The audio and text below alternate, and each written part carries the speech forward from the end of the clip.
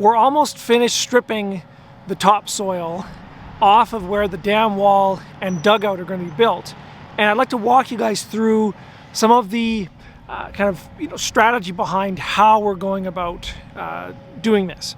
So for starters, you can see over here where these orange flags are, and from that point over to where that other spoil pile of topsoil is, this is where the dugout is going to be, or the hole. And so we're going to be cutting from this here and filling up to here where our dam wall is going to go. And so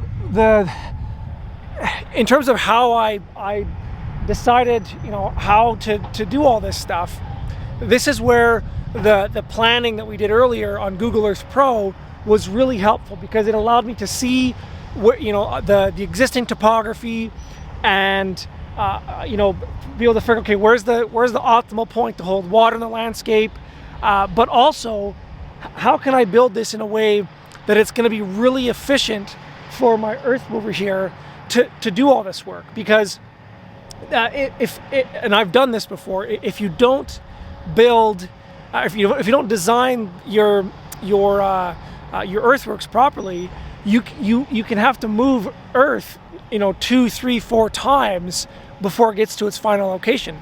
And of course, every time you're doing that, you're wasting money.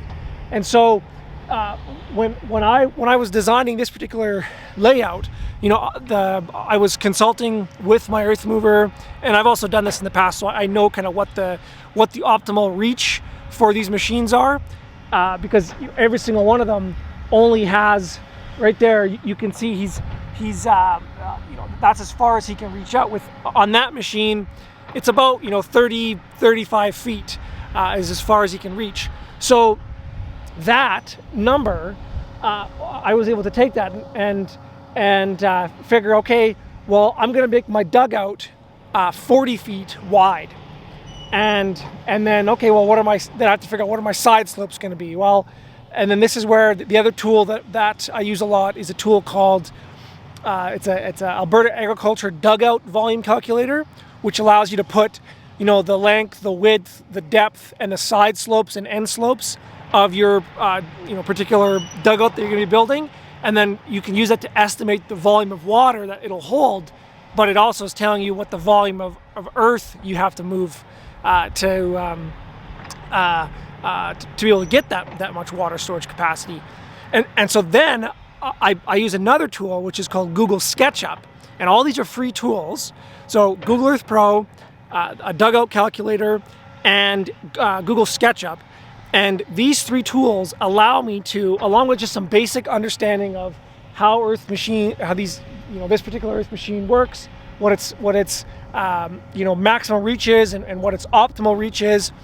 And with those numbers like that, I was able to, and plus with my contour data, I was able to optimize this particular dam for to make sure it was going to cost the least amount of money to move the most amount of dirt to be able to harvest the most amount of water. And so all of this, it sounds super complicated, but it's just trial and error. And this is where Google Earth Pro is really helpful, because as I think it was architect Frank Lloyd Wright said, you can either use an eraser on the drawing board or a sledgehammer on the job site. And so being able to make mistakes, and okay, what if I put the dam wall here? Well, what if I put it here? What if I made it this wide? What if I made this deep? And I just iterate back and forth, and this takes a long time. I'm dozens of hours to just on this job alone, to be able to find, okay, this is the best design that I've come up with. And so for this particular layout, we've got it's a 40-foot wide dugout. It'll be about 200 to 250 feet long, and the reason I don't know what the length is going to be is because there's always variability. Like, there's something called the bulking factor, which is when you dig compacted soil and you move it around, it swells up. There's also there's irregularities in the landscape. I wasn't sure how much topsoil I was going to have. In some places we've got 2 feet of topsoil. In other places there's 6 inches. In one spot where he's at right now, it looks like we're over 3 feet. And so all of those things, I could have never predicted that. So I just designed it to be adaptive so that, well, if I need more material, I make the dugout longer. And if I need less material, I make the dugout shorter. And I've positioned this dugout kind of central in the location where the dam is going to be, so that it's really efficient for him to be able to reach over in almost basically in 2 passes. So when he starts here, he's going to be positioned, right about, here, and he'll be reaching over to the edge there, cutting, and then turning around and dumping it up on where the dam wall is going to go. And then on his next pass, he's going to just move successively over to, digging the swath as he's going and throwing it up. And, and this is where in consultation with him, the earth mover Tyler here, I was planning on using a dozer along with the excavator, but he said that, and this is the first time I've done a dam like this. Normally I do use a hoe and a cat at the same time, or an excavator and a bulldozer, but he was pretty confident that I'd be able to do most of the earth moving myself with our own tractor there, which is great because it's going to save me a couple $1,000. And also I have to be able to hear anyways to watch him, and so I enjoy doing this kind of stuff. We have the equipment, I can basically operate this tractor for if I was hiring it out, it'd be $60 to $80 an hour, versus for a cat, I'm looking at probably 130, 140 for a D3, and close to 200 for a D6. So obviously they can move a lot more than this, but because I've spent so much time optimizing the width of everything here, we shouldn't have to push dirt very much. And I'm mostly just going to be leveling, just like, so he's going to be piling it up. I'm going to be just feathering it out and doing a bit of compaction back and forth, which is, tractors are really good. A tractor will actually do a better job compacting than a tracked machine will. Like this 30-ton excavator here, it only has, because its tracks are so wide, it only has about 5 or 6 psi underneath its tracks, versus my tractor here, I think it'd be double that. So especially if I pick up a scoop full of dirt in my loader, I can really get some good compaction going on. So just to quickly kind of summarize this again, is with this layout, I've designed it to be as adaptive as possible. But I've also done these, like the last dugout I did, which was dugout/dam I did, was very similar to this, except I went 50 feet wide because I was kind of getting greedy and I want to have more water. But the problem with that is it wasn't as efficient because he had to move the dirt 3 times as opposed to 2, and so it cost me more money. So I'm hoping that with this dugout, I'm just going to go longer this time as opposed to wider, so that it's more efficient for him to throw the dirt sideways. And I'm going to end up with the same volume as the dugout I built last year for maybe half the price. We'll see. But the other nice thing about it is this guy here, he's got a bigger machine.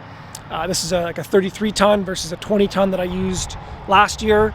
And so according to my excavator here, he said this machine can move twice as much as the last machine that we had. So now that he's just about done stripping, I'm just going to do some kind of final elevation points and make sure that I've got everything laid out and clearly marked for him, and then we're going to get to work building this dam. One of the things I found most helpful in working with earth movers over the past 8 years has been to make sure that I'm able to clearly describe and illustrate what it is I'm trying to do. Most of these earth movers, they have all the technical skills in terms of how to operate the machines and stuff like that, but they don't have the background in terms of what a swale is, or even in some cases what a dam or a dugout is. And so being able to make sure that it's very easy for them to see what it is I'm trying to build has been really important. And so this is where, you know, I started out just by, you know, showing designs and drawings and things like that, and I found that was marginally helpful, but the most effective thing I found was actually to like draw that stuff on the landscape. And one of the ways that I figured out how to do that is either by mowing or by cultivating. And cultivating is my favorite, and for two reasons. But the big idea here is find some way to actually draw the exact thing you're trying to build on the ground. And once you can do that and they can see it in full scale, they just get it immediately. And so, you know, right in front of us here is where I drew the last, you know, or the dam wall on the landscape here. And the way I did that was just with a cultivator. But I mean, I also could have done it with just by clearing the snow off in this case, or in the summertime by mowing the ground. But the reason I like the cultivating is that it helps to break up, you know, all these sods into smaller pieces, because, you know, when the earth mover is moving the dirt like that, all that topsoil has to go back on my dam wall. And if you know, depending on how he's cutting it, I could have a sod, you know, 5 feet by 5 feet, and you know it can be really difficult to, you know, seed over that. It can make the ground really uneven, and you know, if I'm going to be mowing in the future, it could damage equipment. And so this is where I really like just going along, cultivating the ground. It draws exactly what I'm trying to build on the ground, but it also cuts the sods up into small pieces, so that now he can just go along, strip it off, and then when we go to put it back on the dam wall, I don't have to worry about big sods getting in the way. And the same thing applies even more so for swales. Like, you know, it's you might be able to get away with not cultivating where if you have a really established sod layer like I do, because these are, you know, 20-year-old pastures. But with the amount of material he's moving in that dam there, in terms of the topsoil, you know, I could probably get away with not cultivating there because there's just so much material, and the sods are probably going to get buried. But in a swale, because they're so much smaller, and because there's just not as much topsoil to bury, I found it absolutely essential to cultivate, to break up the sods there. You just get a much nicer look. It's much more even. It's easier to harrow them when you're finished, or, you know, however you're going to incorporate your cover crop seed. And so, you know, this line on the ground here, this will be where the swale is going to be built. So this material will be cut and filled on the downhill side. And you can see it actually connects right up with the end of the dam wall, and so they're going to be like blended right into each other. And the same thing on the other side. There's a swale that goes off in that landscape there. And so, you know, when I first had the earth mover out here, you know, to get a quote on this job, I was just showing him, you know, the maps and things like that. And you know, he got about 50%. He thought the idea was really neat, but once he came back to, you know, drop his machine off and I had everything cultivated and ready to go, he got it immediately. And actually this morning, I told him, I said, you know, make sure you give me a call, you know, when you leave your place, so I can be up there waiting for you when you get here. And he must have forgot, or maybe he was just so excited. But it was like, you know, 10 o'clock this morning, and I was like, I still haven't heard from this guy. Where the hell is he? So I called him, and he's like, oh yeah, I've been up here for 2 hours. It was so clear what I had laid out. You know, I only talked to him for maybe half an hour on site, but I'd done such a good job drawing out what I wanted to have built and everything. And he's a good earth mover, that he didn't need anything else. He just started to build it. So, you know, it's a really good kind of metric. And it also helps. The other reason to draw this stuff out is, you know, the saying, the map is not the territory. Well, like, you know, like I said before, like, you know, architect Frank Lloyd Wright is, you can either use an eraser on the drafting table or a sledgehammer on the job site. And so like when it actually comes time to lay this out on the ground, I can do that before I have a $200 machine an hour waiting around for me to figure out what it is the hell I want to do. So I was able to lay all this stuff out, ground truth it to make sure that I didn't make any mistakes, and that all the elevations made sense, and then go from there. So we're making fantastic time. I think we're about 3-4 hours into this job site already. We've already moved a pile of dirt in terms of the topsoil, and in about another 30-40 minutes he'll be finished stripping the rest of this dam off, and then we're going to start digging the dugout and piling that up on our dam wall.